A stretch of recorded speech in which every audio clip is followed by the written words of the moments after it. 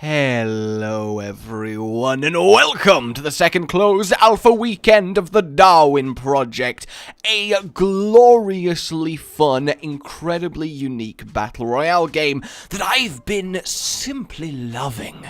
And one of the reasons I've been simply loving it is because it lets me indulge my deep desire to toy with the mere mortals below. Sorry. Had to get that off my chest. See, one player in every game can be the game director, which gives you, well, basically, I can watch the players when they're fighting, watch them when they're sleeping. So they better be good, because I have gifts to bring. Ho, ho, horrible gifts. I can enact a sleuth of powers that change how the games play out. So now we're in game, you may be wondering, well, what kind of powers do I have access to? Well, I generate action points every now and then, and I use these to activate them, and I have a choice of this lot. I can do each one of them once, so you're limited in two ways, right? You can't spam because of a resource, and you can't spam because of a cap on how many of each thing you can actually use. So you can't completely just go mental and ruin the experience for the players. On the contrary, a good director is here to enhance the experience, to make cool moments happen that otherwise wouldn't. So, for example, I can start with this electronic. I'm going to drop it here, near to 3 different players. This thing, as it just, I love how it looks, is required in order to activate your really cool abilities. Teleportation, invincibility, invisibility. But naturally, there's a lot of competition over these when they do appear. This guy has got here very quickly and he started to gather it, but while he is doing so, that is I wanted to say projected and broadcasted at the same time, and went with that is projard. That is projard to the rest of the players, and now we see a group of 4 converging on each other. So already I've kind of incited a little bit of a brawl that maybe just wouldn't have happened otherwise. So now, monkeys, fight for my amusement. May your blood spill ever so beautifully glistening upon the snow. Alright, this guy's going at it quite a lot, going through their arrow supply. Melee seems to be preferred by Orange, although now he's completely switched gears to the blow, and then actually gets him very, very efficiently. That is not bad, my friend. Let's see how the dead feel about this. Can I get a quick word with you, my friend? Alright, I don't know what I expected there. So if we go have a look down here, the other fight that we've made happen between red and blue is currently underway. So I call this stage the thinning of the herd, right? We gotta cull the lame ones. You know, it just has to be done. We don't want any sickly chickens in our hen house of carnage. And oh, we have a delicious 3-way underway. Oh, no way. This is gonna make my day. What can I say? Wait a minute. Down goes one, axed in the back, arrows flying between the other 2, who can land their shots first. Red kind of retreating, but waiting, tried to do a sneaky little axe hit on the way past, but just absolutely dominated by Mr. Juicy here. He has done very, very well for himself, so I'm going to keep my eye on him. I am going to keep my eye on him. Do we have any other fights breaking out? Green and teal are very, very close to each other, but everyone else a little bit spread out. So what I'm going to do right now, because green does seem to be chasing teal down, I'm going to give teal... Do I want to be a generous god? Do I really... Or do I want to be merciless? I'll let them fight for a little bit. We'll see how it develops, you know? And the thing is, watching these things and actually engaging with what the players must be feeling and thinking, what plans you think they're going for, and then throwing interesting abilities down that either gel with them or go against them, make them have to change things up, think on the fly. Because one of the skill sets a player needs to have in this game is quickly and efficiently adapting to changes that happen thanks to a director. So, for example, God damn it! You could have at least lasted until I was finished. That way, then I could have helped you. What I was gonna do was give him an invincibility shield, so he felt like he had a chance to bring this fight with green back. And I know what you're thinking. Hold up! I don't want to play a Battle Royale game where the dude that I'm killing can just randomly be given a invincibility shield from on high. You know, I've beat him in a fight. Why should he get that chance? Well, the thing is, while I agree with you, and while in a competitive mode with ranking associated to it, that might be an issue. If the director is bad, if he's a dick, if he favors someone, helps them win, all of that jazz, yeah, we can totally end up in a situation where someone is just a little bit too strong. I'm going to give the invincibility to shield to him. Since Green seems to be pretty good at this, I'm going to give him a little bit of a breather here. Let him get in close with his melee weapon while Green dodges around the place. See, all you have to do is hit the shield and it bounces them away for you, so you can deal with this fine, right? It's not a, I've just lost, he's gone invincible. And yeah, as I said, I can see how this might be a little bit bullshit in fully competitive environments, but the thing is, that's not what this game is about. It is a game show. You're here to have fun. You're here to watch carnage be done. And you, as an audience, want to see interesting occurrences. You want to see plot twists. You want an exciting round of death. You want to be watching on your screens at home, seeing a sudden heal get applied to the dude that's about to die and go, and then when he turns it around based on that, be like, oh, damn it, I had my money on the other guy. Fuck you, robot god. But think about it from the player's perspective as well. Outside of it fitting the narrative and theme of the game, it creates really awesome story moments for the players, right? Because I'm there going, oh yeah, I was fighting this guy. He was dominating me. I was gonna lose. I was tilted. I just couldn't. I was one arrow away from death. I was trying to win away. And then all of a sudden, my health was restored. And I look to the skies. Praise you, robot god. Praise you for this chance. And I charged back into battle with renewed fury and vigor. And then from the other guy's perspective, oh, this dude is terrible. I'm just gonna keep wailing on him. Aha! Wait a minute, why is he healing so much? No! Why? Curse you, robot in the sky!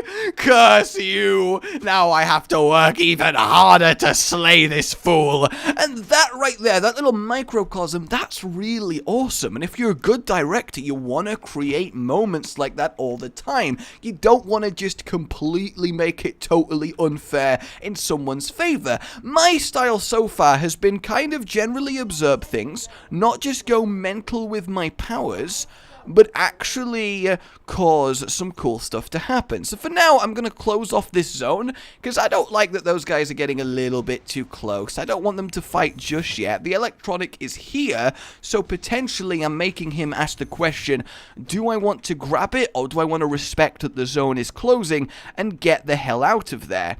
Now, the thing is, there's two people in this zone, and it's closing, and the way to safety is, is going to be nuked.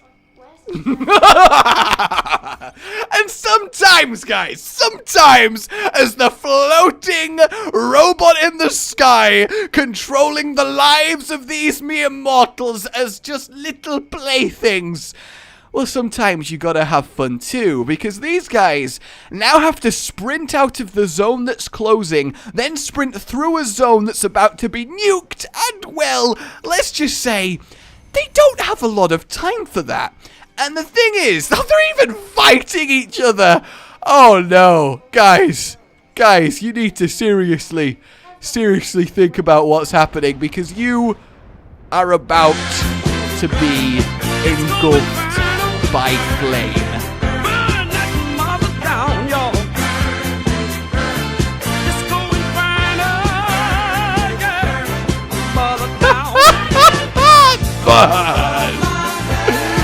burn.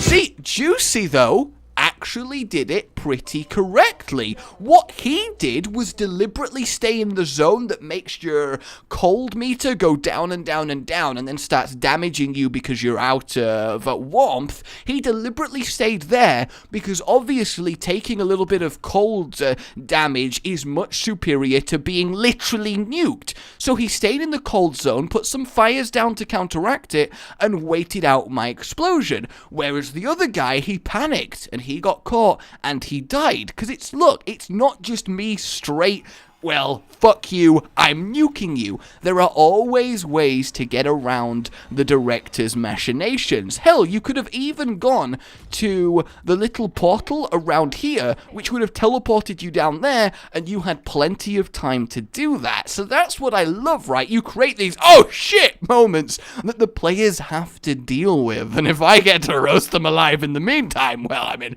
I'm not going to complain or anything like that, am I? So, what do I want to do right now? I kind of want to activate the manhunt. Juicy's been doing pretty well, so I'm going to put it on him. So now everyone can see where he is, and you get massive rewards for killing him. If he survives, however, he gets even massiver rewards. So I basically want to give Yellow, who's not doing too great, a little bit of a heads up that Juicy is kind of nearby, and maybe give him the opportunity to do something if he has the balls to go fight him. It does seem like Mr. Teal over here wants none of it, though, and he's just heading to get the electronic, and I'm not sure I'm a big fan of that. You know, I'm not sure I really want him to do that, but I can't really stop him at the moment. Juicy, it seems Mr. Orange is just going for the other guy. Despite being the target of a manhunt, he does not care. And Violent Green wants nothing to do with it. It's kind of weird that the hunted man is doing the heavy hunting, but I suppose I shouldn't be too surprised. He has got a very, very commanding display of ability when it comes to this game so far. I'm kind of happy to have him here. So, to that end, what I'm going to do, and to help Violent Green, because I feel kind of bad for him, I'm going to give him infinite stamina and a speed boost, so he can really get some distance between him and Juicy, and maybe save things for a little bit later. There, he's so close to getting back to him. He's got this feeling, I know he's got to be around here somewhere. Will he notice the glowing fire in the cave, though? Oh, never mind, he just sees Violent Green right there. There's nothing I can do for you anymore, man. You've got to win this fight, or you've got to get out of here, but you need to make your decision and commit to it real quick. His teleport comes off cooldown. He uses it to get quite far away, and you see what I mean, right? You can use this spectator mode to really kind of let out your casting hobby if you really want to, and I think that's a cool little extra as well. It's really got just a good foundation, this game, to let a lot of people have a lot of fun in a lot of different ways, and I'm really much appreciating that. I love that the rounds are shorter, only 10 people, a lot more focused on each individual, the game show aspect, how you get to know the players, you get to know their tendencies. It's not just mindless masses of 100 people getting mowed down constantly. So Juicy managed to get him there. We're going to have the final fight here. However, I'm going to try and interrupt it a little bit by closing off the zone that they are currently fighting in. So they have to make the choice, get out or risk staying in here so long that the zone closes on them, and then they're both completely screwed. So I'll force them into the final area. He's got mega jumps coming in. The question is he going to use it to try and catch up with Juicy? He is! Into the sky he goes, flying forward with some muscly thighs. And they're about to catch up to each other again. There's no way he's not seen that fire in the woods, which means we might be about to see an end to this.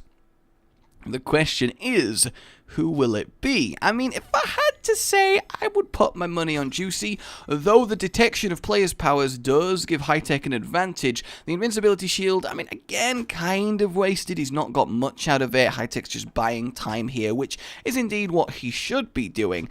Can he get away from it? I don't know why this random fog stuff keeps happening. It's really, really irritating, but there we go. I mean, it is just an actual weather effect, but it shouldn't affect the camera, because I need to be able to see what's actually happening. So sudden death has begun. He's super jumping into the the air. Wanted to land on that, I believe, but just missed it. There is some distance between them right now. The final death field is wandering in. That's really what I like about this. You got to get into the mentality of what will be fun for my players here. What will make them have a more memorable experience? And oh, they are really going for it. Are they going to commit to this fight? Are they just going to straight up go for it? The zone is rapidly closing. They need to get some distance on each other. They're both running round. Oh, he slaps him back out again. You got to get back in, my friend. You got to go for this. You need some distance, and some distance he did indeed get using his jump. They're both trying to get the arrows at each other. Coming back in for the melee.